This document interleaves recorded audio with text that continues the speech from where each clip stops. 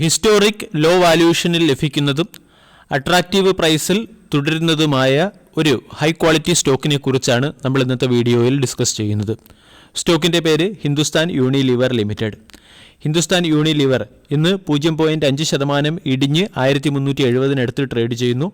Stock അതിൻ്റെ 52 week ഹൈയിൽ നിന്നും considerable ഡിസ്കൗണ്ടിൽ ലഭ്യമാണ്. 52 വീക്ക് ഹൈ 2769, 52 വീക്ക് ലോ 2172. കഴിഞ്ഞ ഒരു മാസം കൊണ്ട് സ്റ്റോക്ക് 6% റിട്ടേൺ ആണ് നൽകിയത്. ഒരു വർഷത്തെ പെർഫോമൻസ് നോക്കിയാൽ 10% നെഗറ്റീവ് റിട്ടേൺ സ്റ്റോക്ക് നൽകി. കമ്പനിയുടെ കഴിഞ്ഞ ഒരു വർഷത്തെ ക്വാർട്ടർലി റിസൾട്ട് നമ്മൾ അനാലിസിസ് ചെയ്യുകയാണെങ്കിൽ കമ്പനിക്ക് അതിൻ്റെ പ്രോഫിറ്റോ റവന്യൂവോ വർദ്ധിപ്പിക്കാൻ സാധ്യമല്ലാത്തതുകൊണ്ട്, അല്ലെങ്കിൽ പ്രോഫിറ്റിലോ റവന്യൂവിലോ ഗണ്യമായ വർധനവ് വരാത്തതുകൊണ്ട് സ്റ്റോക്കിൻ്റെ പ്രൈസിലും ലാക്ക് ഓഫ് മൊമെൻറ്റം കാണുന്നുണ്ട്. അതേസമയം ക്വാർട്ടർലി റിസൾട്ടിന് ശേഷം സ്റ്റോക്ക് ഒരു കറക്ഷൻ ഫേസിലേക്ക് നീങ്ങുകയും വാല്യൂഷൻ നോക്കുകയാണെങ്കിൽ ഹിസ്റ്ററിയിലെ തന്നെ വളരെ അട്രാക്റ്റീവ് വാല്യൂഷനിലാണ് ഹിന്ദുസ്ഥാൻ യൂണിലിവർ ലിമിറ്റഡ് എന്ന സ്റ്റോക്ക് ഇപ്പോൾ ട്രേഡ് ചെയ്യുന്നത്. ഏപ്രിൽ 24 പുറത്തുവന്ന ക്വാർട്ടർലി റിസൾട്ടിൽ കമ്പനിയുടെ സ്റ്റാൻഡ് ലോൺ നെറ്റ് പ്രോഫിറ്റ് 6% ഇടിഞ്ഞ് 2552 കോടിയിൽ നിന്നും 2406 കോടിയിലേക്ക് ഇടിഞ്ഞിരുന്നു. കൂടാതെ കമ്പനിയുടെ റവന്യൂവിൽ 2.7% ഇടിവ് വന്ന് 14,693 കോടിയുടെ റവന്യൂ കമ്പനി ഫോർത്ത് ക്വാർട്ടറിൽ റിപ്പോർട്ട് ചെയ്യുകയും ചെയ്തു. ക്വാർട്ടർലി റിസൾട്ടിനോടനുബന്ധിച്ച് 24 രൂപ പെർ ഷെയർ എന്ന റേറ്റിൽ കമ്പനി ഡിവിഡൻഡ് പ്രഖ്യാപിച്ചിട്ടുണ്ട്. മികച്ച രീതിയിൽ ഡിവിഡൻഡ് നൽകുന്ന FMCG സെക്ടറിലെ ഒരു കമ്പനിയാണ്. 14,913 കോടിയുടെ റവന്യൂ അനലിസ്റ്റ് പ്രതീക്ഷിച്ചെടുത്ത് 14,693 കോടിയുടെ റവന്യൂവും 2,435 കോടി രൂപയുടെ പ്രോഫിറ്റ് അനലിസ്റ്റ് പ്രതീക്ഷിച്ചെടുത്ത് 2,406 കോടി രൂപയുടെ പ്രോഫിറ്റുമാണ് കമ്പനിക്ക് നേടാൻ സാധിച്ചത്. കഴിഞ്ഞ കുറേ ക്വാർട്ടർലി റിസൾട്ടുകൾ നമ്മൾ പരിശോധിക്കുകയാണെങ്കിൽ കമ്പനിക്ക് അതിൻ്റെ പ്രോഫിറ്റ് ഉയർത്താൻ സാധിക്കുന്നില്ല. 2023 സെപ്റ്റംബറിൽ 2,657 കോടിയുടെ പ്രോഫിറ്റ് ആയിരുന്നു. 2023 ഡിസംബർ ക്വാർട്ടർ ആയപ്പോൾ അത് 2,508 കോടിയായി മാറി. 2024 മാർച്ച് ക്വാർട്ടറിലെ കമ്പനിയുടെ പ്രോഫിറ്റ് 2,561 കോടിയാണ്. അതായത് കഴിഞ്ഞ ഒരു വർഷമായി പ്രോഫിറ്റ് 2,500 കൺസോളിഡേറ്റ് ചെയ്യുകയാണ്. അതുപോലെ തന്നെ റവന്യൂവും 15,000 കമ്പനിയുടെ റവന്യൂവും കൺസോളിഡേറ്റ് ചെയ്യുന്നു.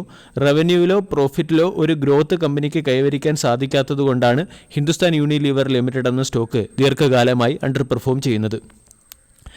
കമ്പനി ഏകദേശം 5 ലക്ഷം കോടി രൂപയുടെ മാർക്കറ്റ് ക്യാപ്പുള്ള കമ്പനിയുടെ വാല്യൂവേഷൻ 54.2. FMCG സെക്ടറിലെ മറ്റ് പല ഗ്രോത്ത് സ്റ്റോക്കുകളുമായി താരതമ്യപ്പെടുത്തുകയാണെങ്കിൽ ലോ വാല്യൂവേഷനിൽ ലഭിക്കുന്ന ഒരു ഹൈ ക്വാളിറ്റി സ്റ്റോക്കാണ് Hindustan Unilever limited. ROE 20.2%, ROCE 27.2%. Long time ഇൻവെസ്റ്റേഴ്സിന് വളരെ അട്രാക്റ്റീവായിട്ടുള്ള ഡിവിഡൻഡ് നൽകുന്ന ഒരു കമ്പനി കൂടിയാണിത്. കമ്പനിയുടെ 3 വർഷത്തെ സെയിൽസ് ഗ്രോത്ത് 10%, 3 വർഷത്തെ പ്രോഫിറ്റ് ഗ്രോത്ത് 8%, ROE 20%. 50,000 കോടി രൂപയുടെ റിസർവ് ഉള്ള കമ്പനിക്ക് മുകളിൽ കടബാധ്യത തീരെയില്ല. പ്രൊമോട്ടേഴ്സിന് 61% സ്റ്റേക്ക് ഹോൾഡിംഗ്, FISന് 12.6%, DISന് 13.2% സ്റ്റേക്ക് ഹോൾഡിംഗ് ആണുള്ളത്. പബ്ലിക്കിന് 12.19% സ്റ്റേക്ക് ഹോൾഡിംഗ്.